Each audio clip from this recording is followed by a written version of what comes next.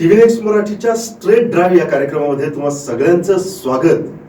काल न्यूझीलंड आणि दक्षिण आफ्रिका यांची मॅच झाली. असं वाटत होतं की या मॅच मध्ये कदाचित काहीतरी वेगळं घडेल आणि भारतासमोर दक्षिण आफ्रिका सामोरे येईल. परंतु ज्या पद्धतीनं न्यूझीलंडनं खेळ केला, खेळाच्या जोरावरती आता न्यूझीलंडनं अंतिम फेरीत धडक मारलेली आहे. शेवटचा सामना रंगणार आहे दुबईमध्ये भारत आणि न्यूझीलंड या संघाच्या दरम्यान. परंतु त्या अगोदर काल पाकिस्तानमध्ये नेमकं काय झालं, मॅच कुठं फिरली, नेमकं कालच्या मॅचेस मध्ये काय प्लस पॉइंट राहणार आणि ज्या पद्धतीनं तो आत्मविश्वास घेऊन न्यूझीलंड संघ दुबईला येणार आहे, त्या आत्मविश्वासाच्या गोष्टींकडे सुद्धा आज आपण पाहणार आहोत. आणि आपल्यासोबत नेहमीप्रमाणे आपले महाराष्ट्र रणजी क्रिकेट टीमचे सिलेक्शन कमिटीचे माजी सदस्य जनार्दन यादव सर आहेत. खूप जवळून त्यांनी क्रिकेट पाहिलं आणि आता विशेष म्हणजे त्यांनी आतापर्यंत आपल्या स्ट्रेट ड्राईव्ह मध्ये ज्या वेळेस आले त्यांनी जे प्रेडिक्शन केलं ते बरंच प्रेडिक्शन अगदी योग्य ठरलं आणि त्याविषयीचे अनेक कमेंट सुद्धा आम्हाला आले. तर आजच्या म्हणजे कालच्या मॅच विषयी काय घडलं हे त्यांच्याकडून जाणून घेऊया. सर, पुन्हा एकदा दक्षिण आफ्रिका बाहेर गेली, कसं बघताय तुम्ही? कालच्या आपण जे काय अनालिस केलं त्याच्यामध्ये थोडंसं या मॅच बद्दल आपण प्रिडिक्शन केलंच होतं की न्यूझीलंड कुठेतरी अप्पर हँड थोडासा होल्ड करतो. आपणच म्हटलं होतं की न्यूझीलंड अप्पर हँड दिसतो यामध्ये. पण जे आपण पर्सेंटेज सांगितलेलं त्याच्यापेक्षा कितीतरी वरती ते पर्सेंटेज गेलं शेवटी. पण न्यूझीलंड नक्कीच चांगली टीम आहे, आपण पहिल्यापासून बघत आलो. आणि खास करून ICCच्या टुर्नामेंटमध्ये एक त्याचं वेगळं ते शोज देत असतात, परफॉर्मन्सेस देत असतात आणि त्यांचे प्लेयर्स चांगले परफॉर्मन्सेस देतात हे आपण बघत आलो. मी तेच पुन्हा तिथून, कारण कालच्या खेळामुळे न्यूझीलंडनं चांगली आपली खेळी उंचावली, त्याच्यामुळे आज सगळं बोलणं जे आहे ते न्यूझीलंडच्या संघावरती राहणार.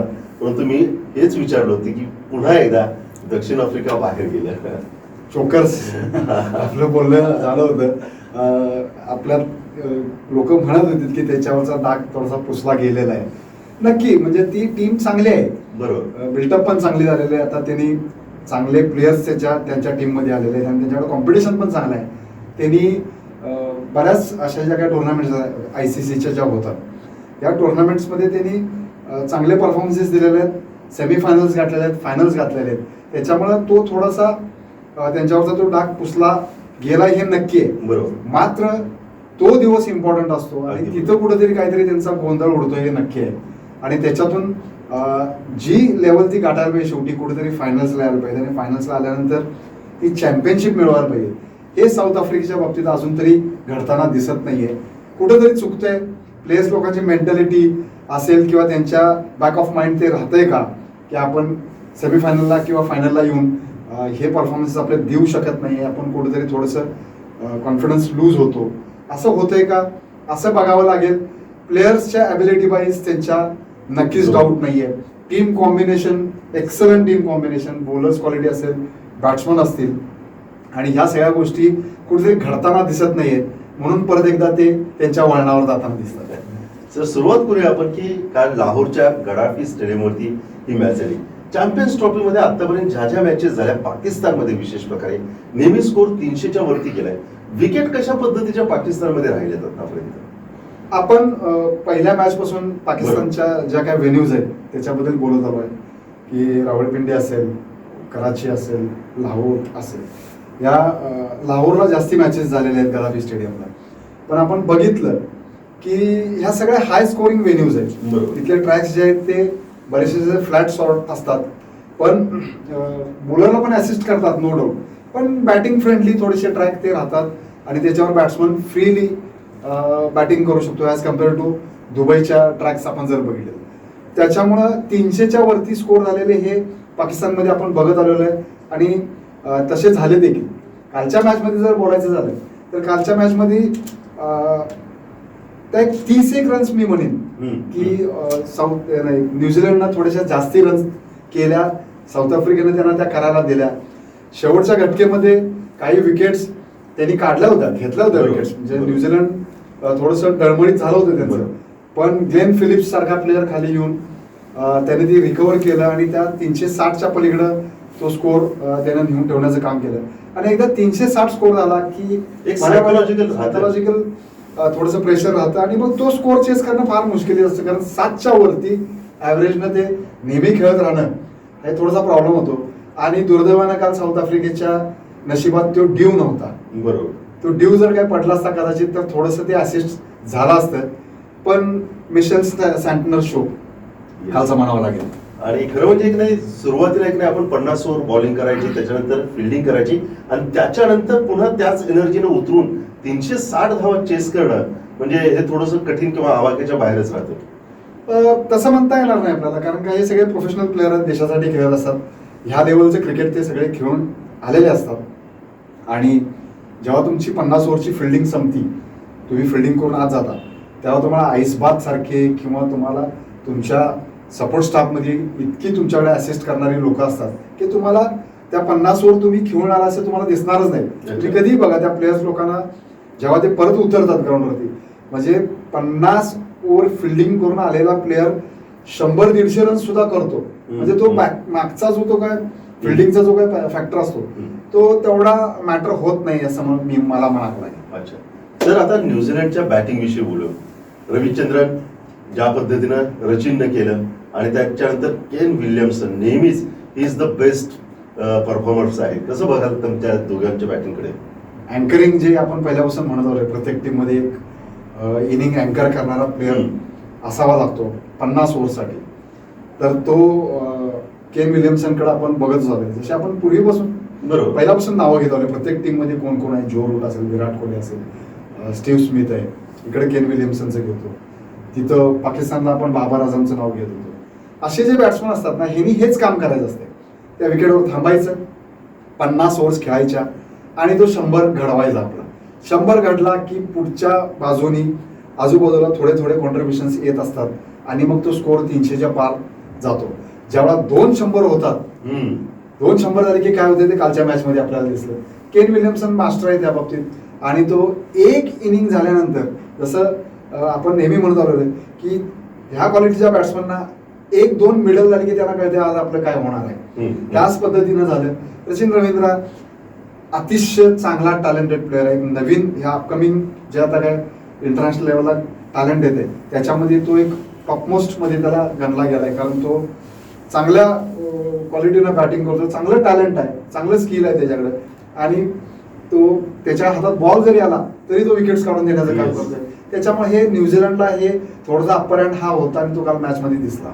सर, अलीकडच्या काळामध्ये ज्या पद्धतीनं न्यूझीलंडनं कात टाकले असं आपण म्हणतो, काय त्याचं रिझन राहिलेलं आहे? ते त्यांच्याकडे आलेले क्वालिटीचे प्लेयर्स आहेत. नक्कीच ते सगळे चांगले क्वालिटीचे प्लेयर्स त्यांच्याकडे दिसत आहेत. त्याचबरोबर every corner of the world आपण जरी म्हटलं तरी चालणार नाही, जिथं जिथं ते गेले तिथं तिथं त्यांनी बऱ्याचशा सिरीज जिंकलेले. बरोबर. म्हणजे प्रत्येक जगाच्या कानाकोपऱ्यात जाऊन त्यांनी तिथल्या विकेट्सवरती होम टीमला त्यांनी हरवण्याचं काम केलंय. आणि ह्या सगळ्या गोष्टी ही टीम अनेक वर्ष झालं आता ही खेळालेली आहे. याच्यात डेव्हिन कॉनवे असेल, त्याच्यानंतर विल यंग असेल, विल्यमसन असेल, असे बरेच प्लेयर्स आहेत. जिथं टॉड लेथम पण आहे, परत डॅरल मिशेल आहे. असे हे जे प्लेयर्स आहेत हे न्यूझीलंडला गेले 4-5-6 वर्ष झाले, बरेच वर्ष झाले ते खेळाले आहेत. त्या लेवलला ते मॅच्युअर झालेले आहेत आणि इंटरनॅशनल लेवलची एक छाप त्यांच्यावर पडलेली आहे. तो हा सगळा मॅटर या टीमवरती व्हायला लागलेला आहे. तरी ट्रेंट बोल्ट सारखा बॉलर त्यांच्याकडे नसताना देखील मॅट हेनरी असेल, सौदी पण नाहीये, मॅट हेनरी किंवा हे जे बाकीचे बॉलर आहेत हे तिथं परफॉर्मन्स, रॉके म्हणून एक काहीतरी त्याचं नाव आहे, ओरोरके असं काहीतरी नाव आहे. तर तो प्लेअर देखील आता तिथं कॉन्ट्रीब्युशन देतो अशा विकेट्सवरती जिथं थोडासा स्लोनेस आहे विकेट.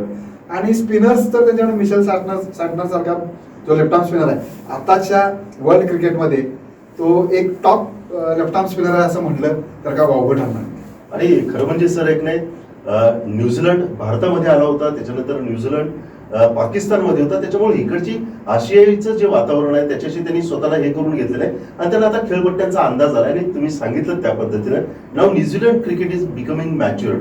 हे ज्या पद्धतीचे त्यांच्यामध्ये टीममेट्स आहेत त्या पद्धतीने त्यांना कळालं की आपल्याला अँकर कोणाला करायचं आहे, कोणाला पुढे जाऊन काय करायचं, त्याचं सगळं फलित म्हणजे कालच्या मॅच मध्ये पाहायला मिळालं. कशा पद्धतीनं रवींद्र रचिंद्र असेल किंवा केन विल्यमसन असेल त्यांनी आपली भूमिका बजावली हे सगळं सरांकडून ऐकलं. आणि आता महत्वाची गोष्ट आणि ती म्हणजे या स्पर्धेमध्ये ज्यांना खूप आशा होती की यावेळेस कदाचित दक्षिण आफ्रिका त्यांचा चोकर्सचा शिक्का पुसून टाकेल, पण पुन्हा एकदा दुर्दैवानं दक्षिण आफ्रिका संघ ICCच्या या चॅम्पियन्स ट्रॉफी मधून बाहेर फेकला गेला. नेमकं काय राहिलं, काय चुकलं असं म्हणणार नाही, परंतु काय राहिलं याच्यावरती आपण थोडस बोलणार आहोत. आणि नेहमीप्रमाणे जनार्दन सर आपल्यासोबत आहेत. सर, शेवटी बच्चन हा बच्चन असतो, त्याचे सगळे पिक्चर फ्लॉप्स जातात, एखादा कधीतरी हिट होईल अशी अपेक्षा असते. आम्हालाही असं वाटत होतं की ICC सारख्या किंवा ICCच्या मोठमोठ्या चॅम्पियन्स ट्रॉफीमध्ये एक नाही नेहमी फायनल पर्यंत धडक मारली दक्षिण आफ्रिकेनं. यावेळेस कदाचित हिट होईल असं वाटत होतं, परंतु काल देखील बाहेर पडलं स्पर्धेच्या. काय सांगाल सर? मला वाटतं करोडो भारतीयांना असं वाटत होतं की साऊथ आफ्रिका इथं फायनलला येईल. थोड्याशा भावना पण होत्या त्याच्यामध्ये. न्यूझीलंड येण्यापेक्षा साऊथ आफ्रिका यावी असं वाटत होतं त्यांना. त्या टीम बद्दल थोडासा अटॅचमेंट पण असेल किंवा असेल, पण शेवटी एक क्रिकेट हा खेळ आहे. बरोबर. जो बेटर क्रिकेट खेळतो, जो चांगला खेळ खेळतो तो फायनलमध्ये तिथं असणार, वरच्या स्टेजला असणार, हे काल दिसलं. साऊथ आफ्रिकेची टीम कोणत्याही बाबतीत कमी नाहीये. बरोबर. त्यांच्याकडे बॉलिंग अटॅक असो, त्यांची बॅटिंग लाईनअप असो, हे सगळे प्लेयर्स चांगले आता वर्ल्ड लेवलला, वर्ल्ड इंटरनॅशनल लेवलला स्वतःला प्रूव्ह केलंय. सगळं प्रूव्ह केलेलं आहे. चांगल्या क्वालिटीचे प्लेयर्स आहेत, त्यांचे बॅट्समन असतील. कारण क्विंटन डिकॉक किंवा AB डिव्हिलियर्स सारखे प्लेयर बाहेर पडल्यानंतर कदाचित चिंता लागून राहिली असेल त्यांना की आता साऊथ आफ्रिकन क्रिकेटचं काय होणार. पण आलेले प्लेयर जर आपण बघितले त्याच्यानंतर, टेन्ना बहुमा हा त्यांचा कॅप्टन आहे, त्यांनी काल थोडं असिस्ट केलं. नक्की बिग स्टेजला कॅप्टननं जबाबदारी घेऊन खेळावं लागते म्हणतात, त्या पद्धतीने त्यानं करायचा प्रयत्न केला. पण त्यांचं बॅडलक असं होतं की हेनरिक क्लासन सारखा बॅट्समन लवकर आउट झाला आणि त्या मधल्या फेजमध्ये ज्या काय सँटनरनं विकेट्स काढल्या त्याच्यामुळे साऊथ आफ्रिका थोडी मागे पडली. 360 सुद्धा चेसेबल होता, पण ह्या विकेट्स थोड्या अंतराने गेल्यामुळे ते 360 लुक्ड लॉंग असेल. सर, माझा संदर्भ चुकत नसेल तर एकदा साऊथ आफ्रिकेनं 400 रन्स चेस केले होते. पहिली टीम होती, त्यांनी 450 रन्स ऑस्ट्रेलिया अगेन्स्ट चेस केल्या होत्या. किंवा ऑस्ट्रेलियानं मला वाटतं 454 का 460 काहीतरी केल्या होत्या. आणि हर्षल गिब्स बरोबर ओपनिंग बॅट्समन होता, त्यांनी जी काय सुरुवात करून दिली होती. आणि बाकीचे सगळे प्लेयर्स होते, या सगळ्या लोकांनी येऊन खाली कॉन्ट्रीब्युट करून ती टीमनं ऑस्ट्रेलिया सारख्या टीम अगेन्स्ट ते चेस करून मोठी टोटल करून दाखवली होती. त्यामुळं ability wise, skill wise, talent wise ती टीम कधी कमी पडलेली नाहीये. ज्या वेळेपासून त्या टीमनं रिएंटर केलेलं आहे क्रिकेटमध्ये, त्यांच्यावर जो काय बॅन होता त्यावेळेपासून ते नेहमी वरच्या ह्याच्यामध्येच ते खेळत आलेले आहेत. पण अशा स्टेजला येऊन थोडंसं अवसान कुठेतरी घडतंय हे नक्की आहे. आणि त्याच्यावर त्यांना आता अभ्यास करावा लागेल. त्या ह्याच्यासाठी काय करावं लागेल की प्लेयर्सना कसं बूस्ट द्यावं लागेल, काय त्या क्वालिटीला त्या स्टेजला जाऊन करता येईल, हे सगळं बघावं लागेल. कॉन्फिडन्स इज की त्यांना हे जिगरा ठेवावं लागेल. आणि भारताच्या बाबतीमध्ये सर तसंच झालं होतं की नाही, कोणालाही वाटलं होतं की 1983चा वर्ल्ड कप इंडिया जिंकू शकेल, परंतु तो जिगरा तुम्ही म्हणता ना, तो जिगरा कपिलने त्या झिम्बाब्वेच्या मॅच मध्ये दाखवला आणि त्याच्यानंतर इतिहास बदलला. आणि त्यानंतर जी एक सवय किंवा आपण ऍडिक्ट झालो की आपल्याला विजय मिळवायचे मोठमोठ्या खेळामध्ये, तसं कदाचित येणाऱ्या दिवसामध्ये साऊथ आफ्रिका एखादी कोणती तरी अशी मोठी टुर्नामेंट जिंकल आणि त्याच्यानंतर त्यांचा इतिहास बदलत जाईल. नक्कीच, कारण त्या टीम मध्ये कोणत्याही अँगलनं बघितलं तर कोणतेही कॉर्नर त्यांचे असे मोकळे नाही आहेत, सगळे फिल्डअप आहेत. म्हणजे ओपनिंग बॅटिंग असेल, मिडल ऑर्डर असेल, बॉलर्स असतील, सगळं त्यांचं फिलअप आहे. रबाडासारखा बॉलर अजून सुद्धा खेळतो आणि तो बॅटिंग सुद्धा आपण काल बघितले. तर त्यांच्याकडे टॅलेंट वाईज मी नेहमी म्हणत आलेलं की त्यांच्याकडे कुठलाही कमतरता नाहीये. आणि आता ह्या आपण वर्ल्ड क्रिकेटमध्ये जर बघितलं तर ज्या वेळेपासून हे T20चा फॉर्मॅट आलेला आहे त्याचा कुठे ना कुठेतरी फायदा होतोय, आपण सगळीकडे बघत आलेला आहे. त्यांच्या लोकल लेवलच्या ज्या काय प्रीमियर लीग्स होत असतात, जसं IPL इकडे आहे तसं साऊथ आफ्रिकन प्रीमियर लीग सुद्धा सध्या झाली होती. अशा बऱ्याच ठिकाणी होत असतात. त्याच्यातून टॅलेंट रीड करायला, ऑब्झर्व करायला आणि पिक करायला तो चान्स मिळत असतो. त्याच्यातून ते टॅलेंट या लागलेलं आहे. फक्त राईट कॉम्बिनेशन काय आहे हे ज्या त्या टीमनं जर ठरवलं तर चॅम्पियनशिप लाभ नाहीये. तर दक्षिण आफ्रिकेकडे सगळंच आहे असं तुम्ही म्हणाल त्या पद्धतीने. फक्त दक्षिण आफ्रिकेकडे एकच नाही, तो म्हणजे त्यांचा तो दिवस नसतो आणि तो दिवस नसल्यामुळं अनेकदा असं घडलं. पण काल डेव्हिड मिलरला जर कोणाची तरी साथ मिळाली असती तर ही कॅन डू, की त्याने ते करून दाखवलं असतं. त्याचा आपण डेव्हिड मिलरला बघितलेलं आहे, ते एक फिनिशर आहे, त्याच्याकडे मोठे शॉट्स आहेत आणि कालचं शतक सुद्धा काय अप्रतिम शतक होतं. आणि त्याने ते कॅल्क्युलेटेड शतक नंतर ते एक शेवटच्या 4 ओव्हरमध्ये वगैरे कॅल्क्युलेशन्स केली. त्यांना माहित होतं की जेव्हा ह्या विकेट्स पडत गेल्या 6 उडवून वगैरे गेले तेव्हा ती मॅच त्यांच्या हातातून फार दूर होती. कारण एकट्या डेव्हिड मिलरनं ते करणं शक्य नव्हतं, कारण त्या 150 रन्स त्यानंतर त्या बनवायच्या होत्या.